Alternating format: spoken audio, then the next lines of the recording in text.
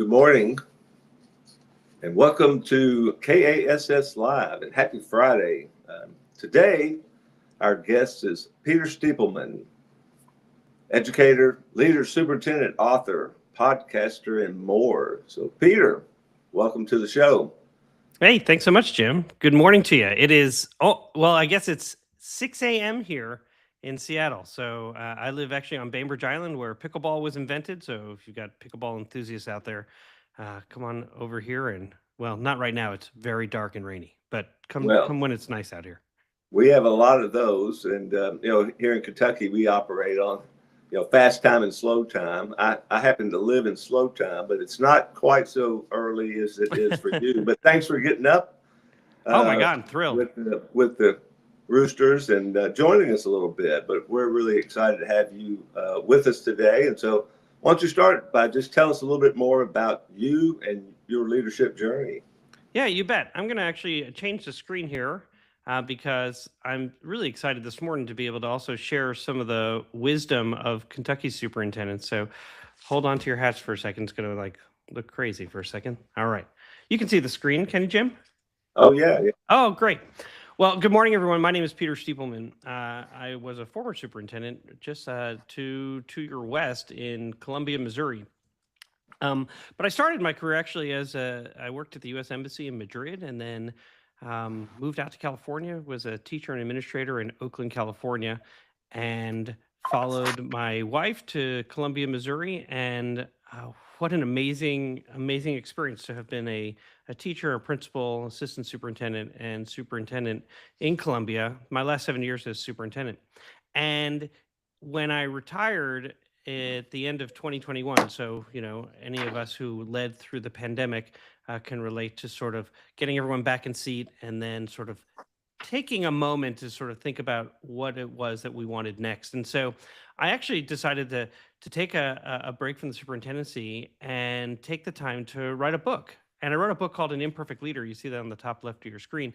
And it was really trying to look at the years of the superintendency and trying to take one big issue from each of those years and ask myself a series of after action review questions. So I really posed it to myself. I wrote it in third person as if I was describing the actions of a superintendent, but it really forced me to really think about exactly as if I were being interviewed. So I looked at what happened each year, the big event. What did I learn about relationships? What frustrated me? What was something I could have done differently? And in the end, what was something that was good that came out of the experience? And the book was pretty well received. And so I decided, you know what? There are so many amazing stories out there throughout our nation that we should be collecting, because if the national average for superintendencies is about 3 years, then and if you're a leader of color, or if you're a woman in leadership, it's actually about 2 years. So what if we could collect those stories, create this repository of great learning from America's superintendents, and create a podcast? So I now am in the fourth year of this pretty popular podcast among superintendents called An Imperfect Leader, the Superintendents and Leadership Podcast. And each week I ask a leader to deconstruct a decision that they made and what they learned from it. And so I've had the amazing opportunity to talk to Kentucky's superintendents, everyone from Dee Ashby to Matt Robbins to Terry Morgan to Jason Radford to Mark Martin, Rob Clayton. And you're going to see in a minute just a couple of clips from some of them. And then most recently, I wrote a book that came out in October called Serving as a Lead Learner. It was taking some of those stories, Jim, and really crafting chapters around leading systems change or human resources, or because people are very interested still about our leadership during the pandemic. There's a chapter about the pandemic, but in the words of these amazing leaders and what they did. So that's who I am. I'm exactly what I think I was billed as: author, podcaster, former superintendent, educator, and I'm just thrilled to be a part of your program today. Yeah, well, we're thrilled to have you, and you make me even more curious thinking about how your books and your podcasts build on this reflective practice and the tools that you've developed. So tell us a little bit more about how you use this after action review process, and maybe some examples of some things that leaders have told you during this. Oh, sure. So So when I wrote, let me back up for a moment and just kind of talk about like serving as a lead learner, the book, because then it does creep into the after action process. So there's this term, serving as a lead learner. More and more leaders are talking about it. It really stresses well, let me just share the screen. It's somebody who absolutely embraces vulnerability. And that isn't always how we were taught how to lead, right? It was to be this strong leader, this confident leader. And I'm not saying that you shouldn't lead with confidence, but you shouldn't lead with arrogance. And so lead learners are those who actually will lean into that discomfort and the fact that we're all imperfect.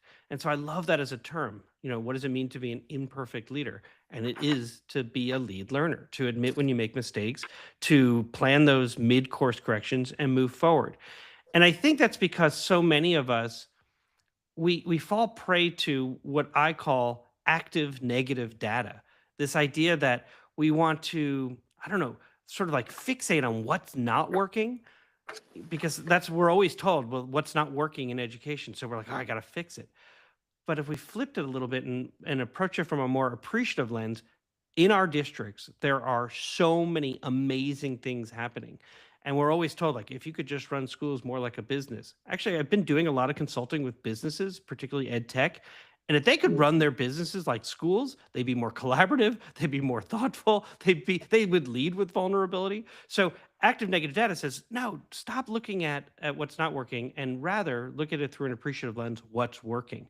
And so what I wanted to do was look at this from an after action review process. And that's because so many of us, we make decisions with our teams and we go, well, that was a good decision, or that wasn't such a good decision.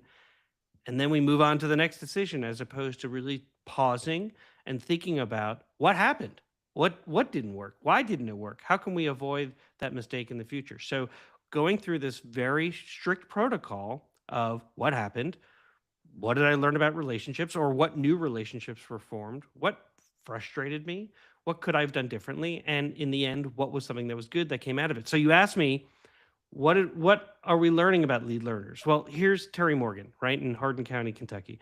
And I would say that she would say that lead learners are those chief storytellers that can actually have to differentiate based on their audience, who they're talking to.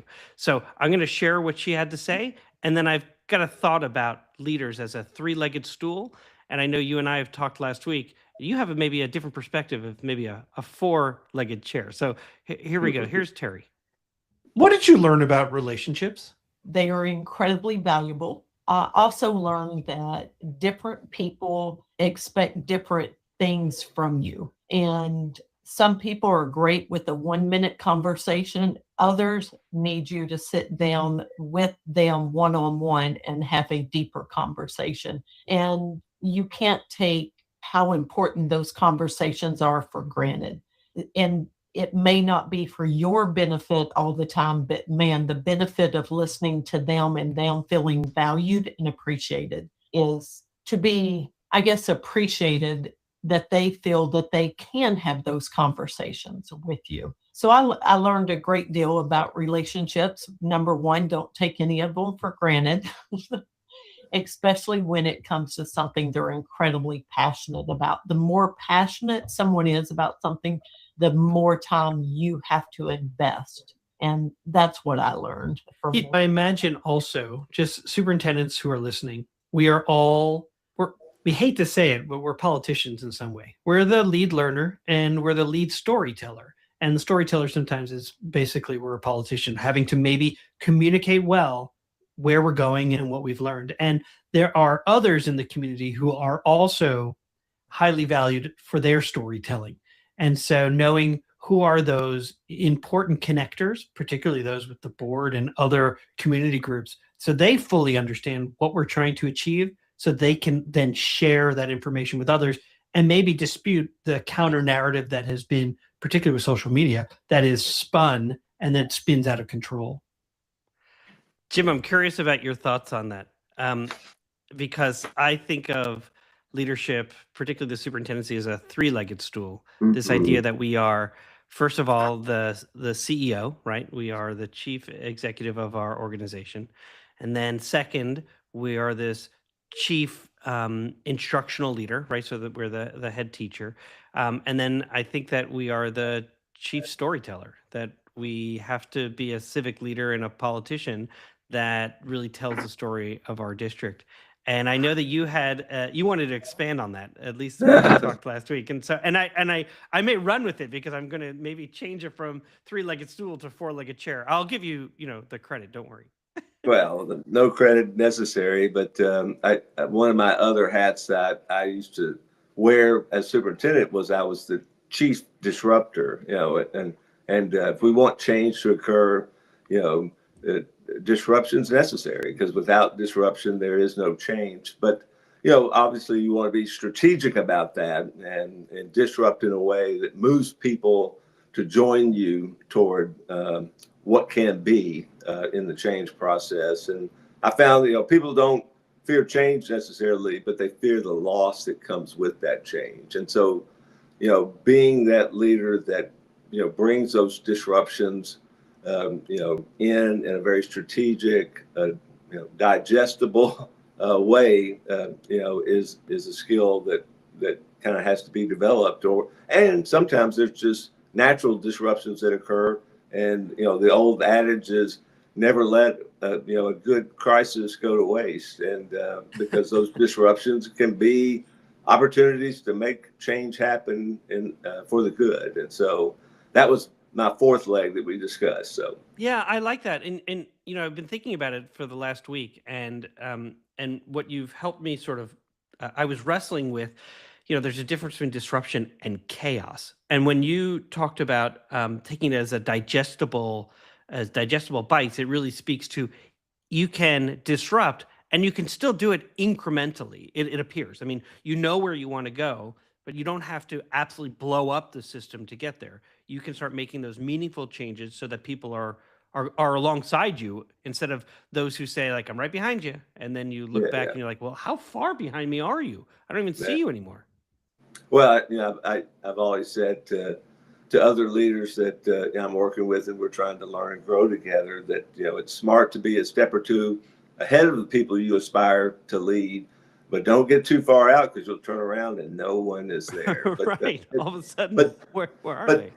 but it is about disrupting or changing in incremental steps that people can tolerate. And to Terry's point, that requires know your people, and you have those conversations with some can tolerate a little bit more than others, and if they're a key faction that you need in order to make that progress, then you have to work with them in a way that brings them along in steps that they can tolerate, and they can overcome those fears of that loss that may occur in the change process. That's a really good point. Yeah. Well,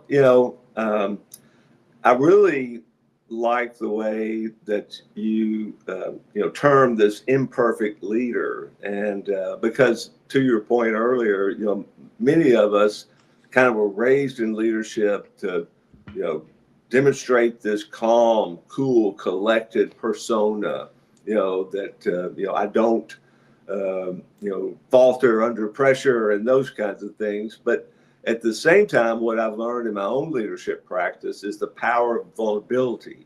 And when I was younger, I really, quite honestly, I struggled with that, being vulnerable, because I equated that to not being calm, cool, collected, and strong in my leadership. And but I really found that to be a powerful thing. So tell us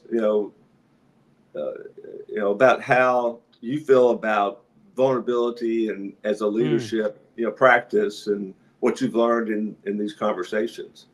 Yeah, I really appreciate the question. I was thinking to myself, we're coming up to December 16th. I don't know what it was like in Kentucky, but December 16th, 2016, all across Missouri, there was this frozen fog that came across the state that nobody picked up on radar, and the entire state was paralyzed. It just sort of came across the state, and as it was coming across the state, I mean, everybody got stuck. I mean, it was just like a thin layer of ice. Cars were in people's front yards.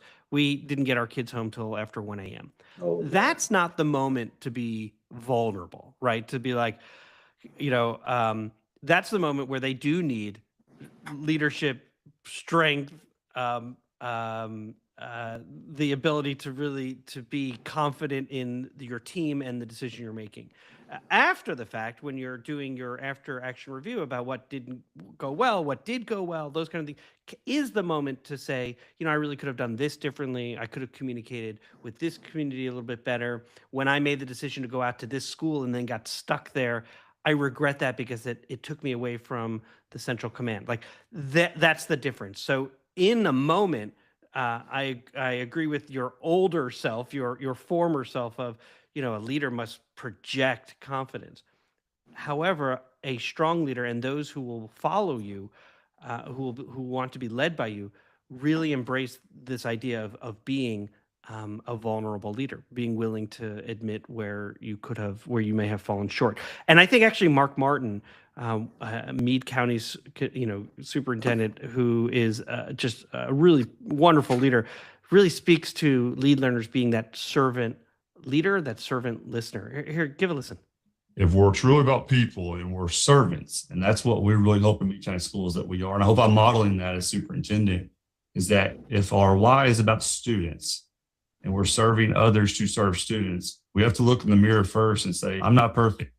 And that my ego, because I think we would all recognize that we have them, I have to check that at the door. That's something we say in our leadership team, because we got to come together. We're not always going to agree on everything, but can we agree on what's best for students and what we're going to be willing to sacrifice for our team to move forward in the name of students?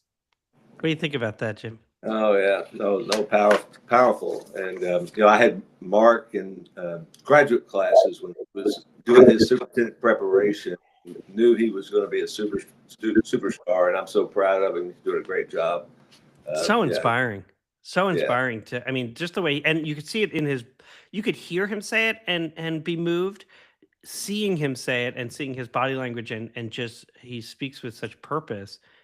It really, to me, is exactly that. And it reminds me of, there's another leader in Scottsdale, Arizona, Scott Menzel, and similarly says, because kids. I mean, it's that simple. We have to be strong and vulnerable in a healthy mix of the two, because our first goal is to do what's best for kids, and they lead that way so marvelously. Powerful. Well, we just had our annual superintendent's conference in Louisville, and of course we developed professional learning sessions there for superintendents that we want great content and opportunities for them to build their capacity and enhance their leadership practice. But really, as a superintendent for 16 years, the most powerful learning oftentimes is that networking, where we shared those experiences, those stories, those challenges, and helped each other navigate that. But I was thinking about how a lot of that's what you're doing. You're networking with people, and exactly, you're sharing, connecting. Yeah. And so before we leave today, I really want to know kind of what's the three most frequent or most powerful learning superintendents have had that you could share with our audience. Absolutely. Well, first, I would hope that those who are listening might, while they're sitting there for a minute, go to their Apple podcast or wherever they listen to their podcasts and subscribe to An Imperfect Leader, the Superintendents and Leadership Podcast. There have been at least 6 Kentucky superintendents who have been guests. Would love to continue to add them, because this is a state that has some exceptional leaders. So I just want to put that out there first. And I think you're right that so often it is a lonely job to be the superintendent, because you have this unenviable task of being both, you're sort of sandwiched between the community at large, your board and your community, as well as the school system as well. So that's one of the learnings that I have taken away from talking to superintendents over the last 4 years, now almost 200 conversations, is that leaders have to consider the connections inside and outside their organization. So a principal is pretty much steeped within their system, but the superintendent has to really be mindful of the external systems that influence them. So your legislators, your city officials, your fire marshal, your police chief. I mean, everybody who has an interest in the schools, your parents, and they all have opinions about how things should run. And so you have to constantly be working with them to meet their needs, because a decision you make will have a ripple effect. So it's that those connections inside and outside. And there's an archetype in systems thinking that I use often when I'm coaching a superintendent. It's called accidental adversaries. And that's Yeah. where I'll give you a quick example, which is I had this idea. I was sitting at a stoplight one day and I saw this empty city bus followed by an empty school bus. And I thought to myself, well, here in Central City of Columbia, Missouri, what if we combined the city and the school buses so that, because we were spending $13 million on busing and only getting 1.8 back from the state. So, I mean, so much money that could have been spent in other areas of the organization. And so I contacted the city manager who said, yeah, well, we spend $6 million on busing and nobody's riding them. So I went to find out if there were other cities that did something like this. Well, Madison, Wisconsin did it. Ann Arbor, Michigan did it, where they combined certain routes, not your elementary routes, but certain of the high school routes and things like that, where kids could take the city buses, which, by the way, are air conditioned. And so I started to move forward. I got the Chamber of Commerce to get on board and some of the city council members, but our mayor was totally against it. And I didn't realize it. He became an accidental adversary because we all want the schools to do well. And I was making decisions to try to move us in a certain direction, but he was moving in a counter decision to counteract what I was doing. And we became adversaries. He went down to the Capitol and lobbied against us. It was a terrible situation that probably could have been resolved if we had thought about how can we make this work for all of us. So how do you understand the connections inside and out? So that's the first. The second is, you got to make decisions with the people most impacted, because you're going to make decisions. And if often you have a protocol that says, who's not in the room, right? When you're making a decision. However, if you actually don't go and talk to the people who are going to be impacted, you're going to find that that's an impact. Terry Morgan's a good example, right? She was tasked with what was going to be a K-8 school. Yet when she went to talk to the K-5 school that they were going to become K-8, they were so against it. And so, when she talked about you really have to go talk to these people sooner so they understand the why behind it.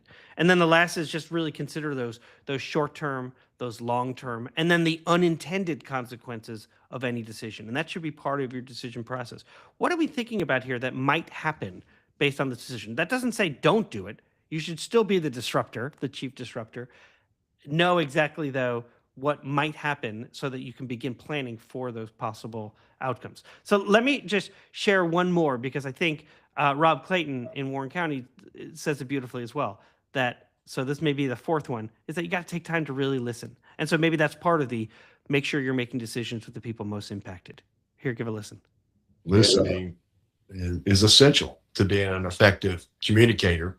And if you're not a good listener, especially as you're soliciting ideas, you can unintentionally maybe shape the ideas, right, or suggestions from your team, if you will, which doesn't necessarily help, because again, you want those divergent perspectives so you can better understand, okay, this is really the best direction to travel. Yeah. So wise. Yeah, it is powerful. Yeah, I was just reading a Harvard Business Review article, and actually kind of producing a little kind of blog post on it around how important it is, for leaders. One of the principles in there was, to listen first, because if you go in there and start speaking too soon, everybody will defer, that deferential, kind of behavior that happens. So, listening first and knowing, when to go first and when not to go first is key. But there's Mark Hansen is a superintendent up in Milwaukee, in the Milwaukee area, and he gave me a protocol that I began using and I swear by today, which is called look. It's called Look, Listen, Learn, Lead.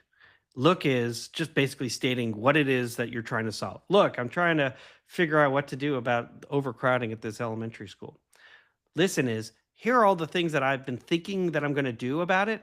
And then learn is now I'm going to be quiet and you're going to ask me all those questions, right? Who's going to be most impacted by this decision? What are the short-term and long-term consequences? Whose voice is not in the room? What will this decision look like a year from now, 3 years from now, 5 years from now? All those kinds of questions, and without being defensive, because you've asked them, ask me everything so we can start thinking this through. And then lead is that last part. And that learn part is also so that you're not the one saying, we're doing this, and everyone says, I guess we're doing this, as opposed to being able to really be part of a team that says, actually, if you're going to harvest the collective wisdom in this room and we're going to push back on your decision, you've already invited us to do that as part of this learning process. We all want to learn together. And then lead is, if there is somebody's voice that we haven't considered, who's going to go talk to that person? If we're ready to make the decision, how are we going to communicate that? Because so many of us have been on part of teams where we made a decision in the room, but we never identified who's responsible for it to actually telling people. And so then we start doing things and people are like, where did that come from? Oh, we probably should have communicated that better. So, so anyway, look, listen, learn, lead is the protocol love that it. I learned. And I know you probably had something similar that took yourself out of the, here's the problem and this is what we're going to do. Anybody have any other ideas, right? Because that's how we maybe started, because this is how we were led maybe early on in our careers. Yeah, and one of my passion points is around adaptive leadership. The Heifetz-Zelensky work, and actually the Kansas Leadership Center's done some great work in terms of building a really common sense, easy to use framework around that. But it's just what you just described. It's doing that with people, and one of our presenters at our KASS conference talked about this idea of reciprocal accountability. And, so for every expectation placed on someone, there's an equal obligation to provide the capacity and supports to meet it. And, I mean, that really speaks to the fact that there are leaders at every level, and just because of a title does not make you more important. So reciprocal right, leader, I love that. Yeah, I did too. It really spoke to me because you think about the challenges leaders to provide that clarity, the capacity building and support and feedback that's necessary to move something forward. And so it's not top down. It's not necessarily do more with less, and it's not punitive, and that sort of stuff. And certainly it's not the blame game. And I like to remind everyone that turf, credit, and blame get in the way of a lot of good things, and we can't let those do that. But so this idea of reciprocal accountability is pretty powerful. But That is great. and it falls right in with the things you're teaching, particularly that reflective practice piece. That sometimes in our busy lives, particularly as superintendents, it's hard to stop and pause and do that, but having that protocol with the after action reviews can be so very powerful. Yeah, and it can be clunky at the beginning, just in terms of my turn, who's doing what part. I tell you, when it becomes part of your practice, everyone feels really good about the opportunity to give their perspective, and so then the sort of hard feelings don't fester. And really, it's without judgment. I mean, Colin Powell wrote in his memoir all about the after action review, and it was probably the best description of saying this is not about blame. This is about learning together as a system to get better. And I thought, this is so smart. Yeah, no doubt. Well, Peter, thank you so much for sharing with us today and spend some time with us today, and we'd love to have you back in Kentucky sometime. I'd love it. I love it. Yeah. Well, Owen's invited me to create a QR code, so it's there on your screen if you ever want to get in touch with me.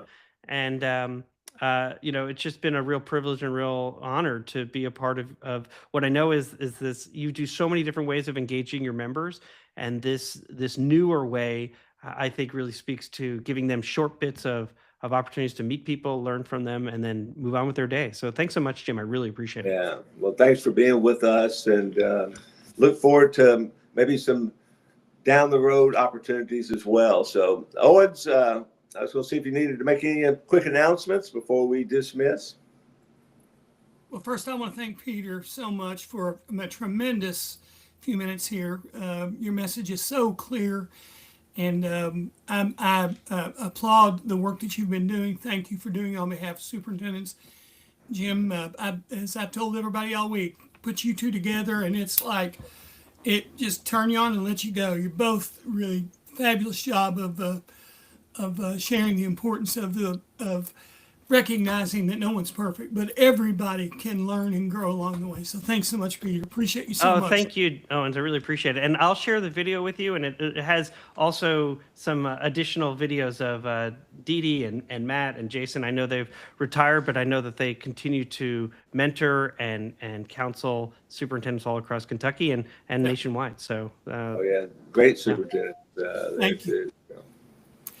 Just a couple of reminders for everybody, Jim, if I could. The KSBA breakfast, I think it's always important. Save the date, get those on everybody's radar. The summer summit set for June 8 and 9 in Lexington at the Marriott City Center. And as we kind of kicked off at the last on the last couple of days of the KSS conference, Synergy. This is going to be our highest level of professional learning for folks in our membership, and we're really excited about it. We are going to open registration on January the 5th, and the first event is scheduled for January 5th February 5th and 6th. So keep watching. The promotions are starting to generate now, and this is going to be a magnificent and major event for KAS moving forward. Jim, thanks so much for your leadership. I'm already looking forward to our January session. Oh yeah, no doubt. I am too. So thank you, Owens. And again, Peter, thank you. And everyone, have a wonderful and happy holidays and a very Merry Christmas. And if you need anything though, in the meantime, don't hesitate to reach out. We're here to help and serve. But have a great Friday and an even better weekend, everyone.